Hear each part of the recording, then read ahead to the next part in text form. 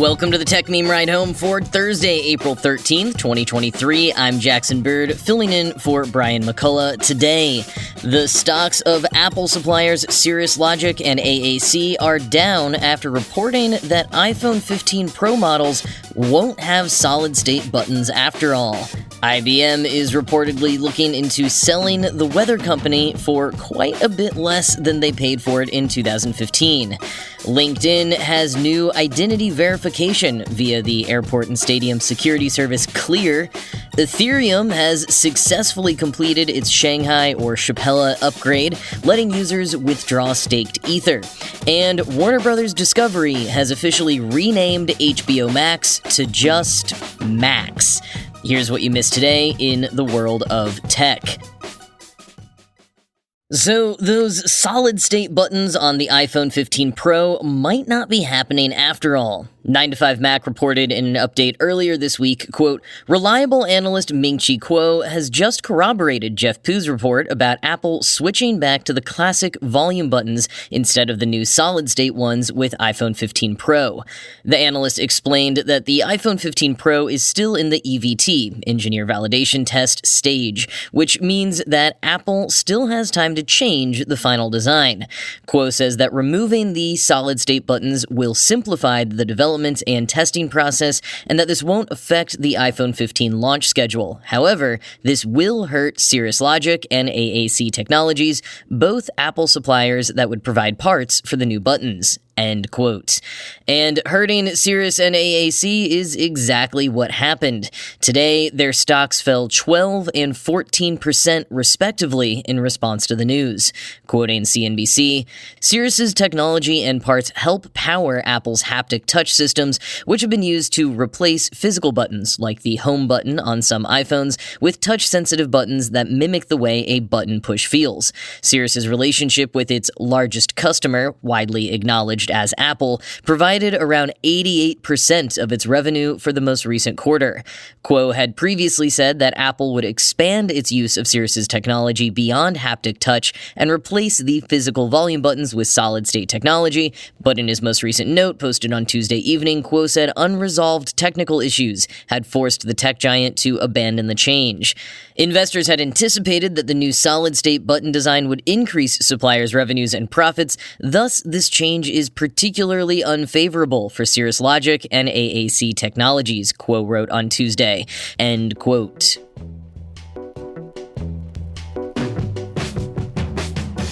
According to some sources, IBM is considering selling the weather company, which it purchased in 2015. At the time, they reportedly paid $2 billion. Now, it's looking like they'll sell it for just over $1 billion. Quoting the Wall Street Journal, an auction of the business is at an early stage, the people familiar with the matter said, and there may not be a deal. Should there be one, private equity is most likely the buyer. IBM agreed to buy the business in 2015, purchasing the weather company's business-to-business, mobile, and cloud-based businesses, including Weather.com, which provides weather forecasts around the globe. The Weather Channel wasn't part of the deal, but agreed to license weather forecast data and analytics from IBM. The deal was part of a push by IBM to use its cloud infrastructure to provide accurate weather forecasts and help companies control costs. The business issues more than 25 billion forecasts a day, according to the company's website. A sale of the weather unit would be a part of a broader push by IBM to streamline its operations as the once dominant company's shares languish near levels they traded at more than 20 years ago. End quote. And from the information, quote, in 2015, IBM still aspired to compete with cloud providers like Amazon Web Services and was in search of a high-profile way to showcase its technological chops in this area. The weather company assets gave IBM a way to collect petabytes of weather data from sensors positioned around the world and analyze it in order to provide some 26 million forecasts daily. This, in turn, represented a path to develop IBM's internet-connected devices business. But IBM CEO Arvind Krishna has steered the company in a different direction since taking the helm 3 years ago. IBM is still just a niche player in the cloud market, and Krishna has instead focused on developing its artificial intelligence business as well as hybrid cloud products that help companies manage computing jobs that span data centers and cloud providers. IBM also sold its Watson healthcare data analytics unit to private equity firm Francisco Partners last year. End quote. Per the Wall Street Journal, IBM posted flat sales for the fourth quarter in January after a strong US dollar took a toll amounting to more than $1 billion, but the company forecast exchange rates would move in its favor this year and also forecast mid-single-digit adjusted revenue growth and about $10.5 billion in consolidated free cash flow for the full year.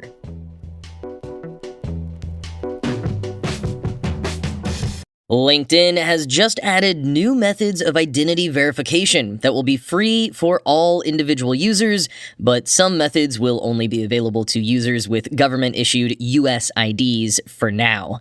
Quoting TechCrunch, the company is partnering with Clear, a secure identity platform, to provide verification for LinkedIn users in the United States.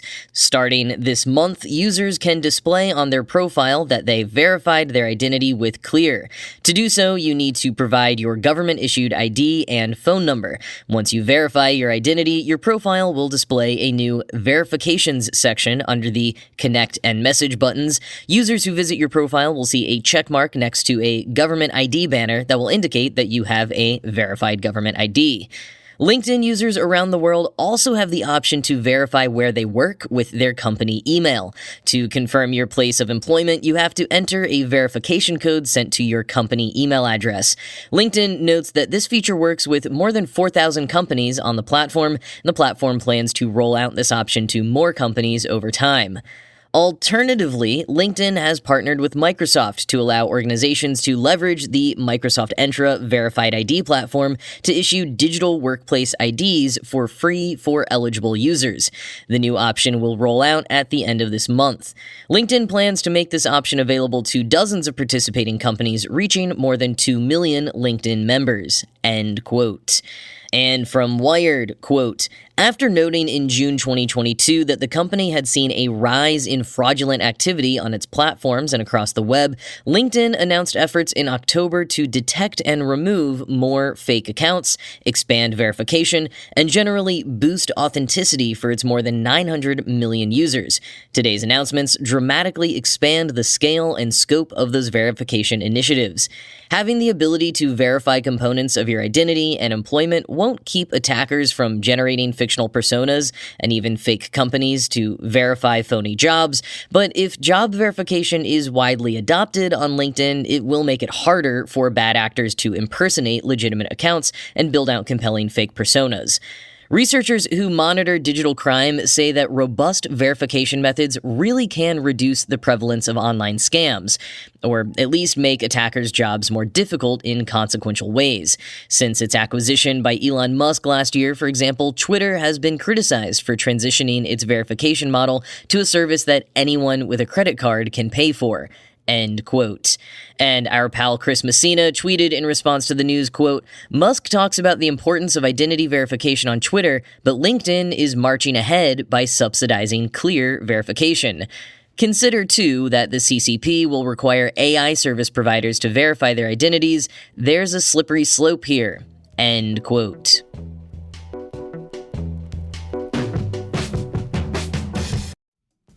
You don't have to choose between better hair growth and your health. Nutrafol provides a whole-body approach for men that promotes healthier hair and overall wellness.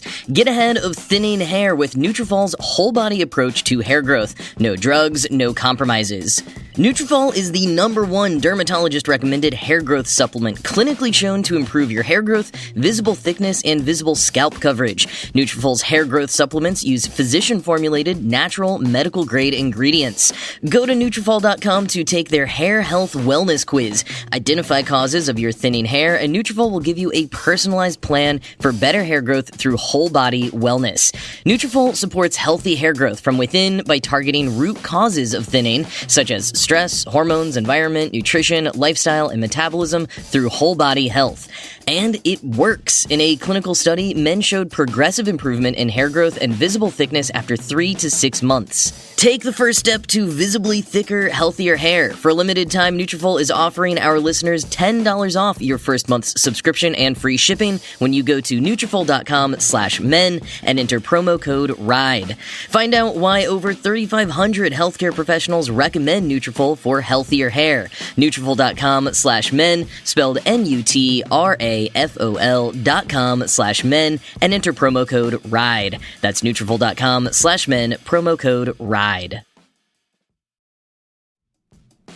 I told you about how I snapped up the domain howwhy.tech to house some of my AI experiments. This is a side project for me. I want to gin up some cool explainer videos and history videos, all using all the new AI tools. But .tech is not just for side experiments. In fact, I'd argue that .tech is ideal for tech startup founders looking to showcase themselves with a unique online presence. .tech is all-encompassing. It shows that you're in tech, obviously, but it's broad enough to brand yourself in any vertical or niche and have it feel like it fits. Consumer startups, edtech, events, gaming, even fintech, and yes, also AI. .tech domains are great for every single one of those scenarios without being generic, like a .com or .whatever. Don't just whisper your tech prowess, scream it to the world with a .tech domain. Join the tech elite with over 500,000 innovators already building on top of .tech domains. Head to go.tech/TM and get a 1-year .tech domain for $10 and a 5-year .tech domain for $50. The discount will be auto-applied. Again, that is go.tech/TM, go.tech/TM. Ethereum has successfully completed its Shanghai or Shapella update, letting users withdraw staked Ether. Quoting Bloomberg, the so-called Shanghai update enables investors to queue up to withdraw Ether coins that they had pledged to help operate the Ethereum network in return for rewards, a process called staking. Ether jumped as much as 5.2% to $2,008 as just 0.3% of all 18.1 million tokens staked were withdrawn in the 12 hours following the upgrade, according to data from Nansen. Ether is now up 67% this year, and within a whisker of topping an August high, which would take it to levels not seen since late May. Its advance still trails the 83% surge in larger token Bitcoin, hinting at more upside should withdrawals remain muted. About 1.2 million of Ether tokens, worth approximately $2.3 billion at current prices, are expected to be withdrawn over the next 5 days, according to researcher CoinMetrics. Some $36.7 billion of Ether is locked up for staking, data from Staking Rewards shows, end quote. And from CoinDesk, quote, the much-anticipated hard fork, essentially upgrading the blockchain by splitting off a new one, has been characterized by members of the Ethereum community as a historic milestone, completing its multi-year transition to a full proof-of-stake network. In a proof-of-stake system, the users stake cryptocurrency as a form of guarantee to help secure and confirm new data blocks. Last year, the blockchain left behind its original proof-of-work consensus mechanism, the same one Bitcoin uses, but until now, users had been unable to withdraw their staked Ether or redeem accrued rewards, a crucial feature of the new paradigm. End quote. The partial and full withdrawals are the main focus of the Shanghai upgrade, but there are also a handful of smaller Ethereum improvement proposals, or EIPs, that are designed to cap or lower gas fees for developers. And quoting again, since the Beacon chain went live in December 2020, more than 18 million Ether has been staked, about 15% of total Ether supply. Now that Shanghai is live, about 1.1 million accrued Ether from rewards is eligible to be immediately withdrawn. Market analysts have feared that the unlocking of Ether deposited into the Beacon chain might start a rush by stakers to liquidate their tokens. Some market analysts believe that selling pressure for Ether will likely be distributed over several days given the withdrawal queue, allowing buyers to watch and analyze the selling pressure. End quote.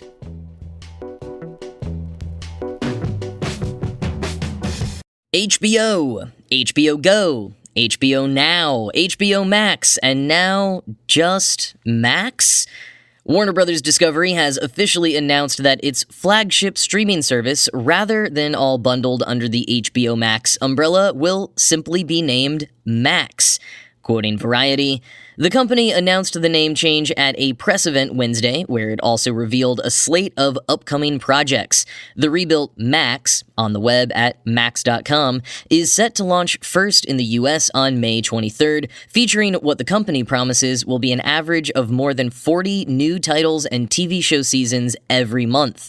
According to the service's website, Max will be available in 3 different versions. The first 2 plans align with the existing HBO Max pricing, and WBD said current HBO Max customers will not see their pricing change for now when the new service debuts.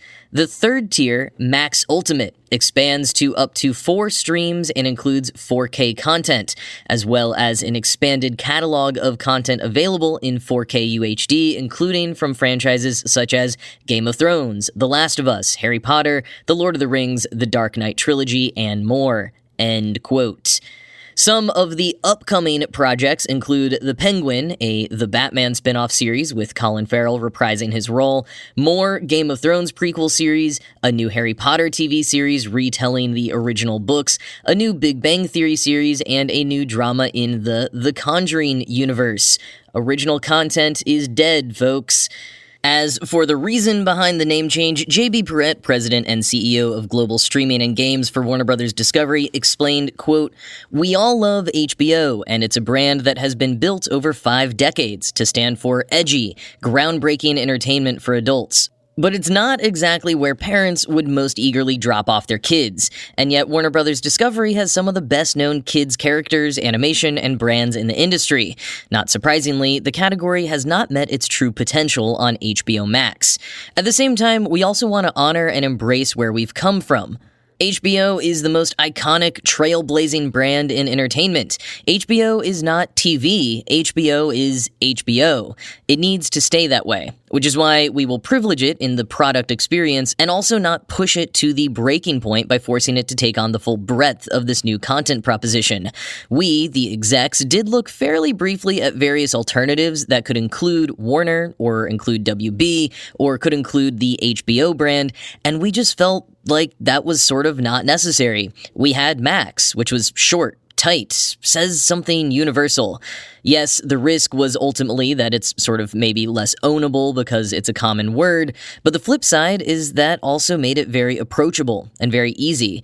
And when, frankly, we found ourselves talking about the service, the shorthand was always Max. We never even said HBO, we would just say it's on Max. End quote. There has been a lot of commentary online, with many people making fun of this decision or critiquing it from the perspective of, like, HBO has produced some of the best shows of all time, The Sopranos, Game of Thrones, etc. Why would you take away the respected powerhouse part of the name? To many critics, it seems just like another example of Warner Bros. Discovery perplexingly taking away everything good from HBO since they took over. Yet, the way Perrette explained it here, I kind of get it. HBO is known for high-quality, prestige drama kind of shows. It's also very adult, despite some more recent acquisitions. And now that they've got so much kid and family content, not to mention whatever weird reality shows TLC is pushing out these days, it is a little off, maybe even misleading to still be called HBO. If anything, they've recognized that the breadth of Discovery and WBD content would kind of sully the HBO name. They've changed so drastically as this monolithic platform now that the name had to change drastically too. It may not be what everyone likes, but it is kind of a more accurate change. Personally, I will call the platform whatever it wants to be called, so long as they don't cancel Our Flag Means Death.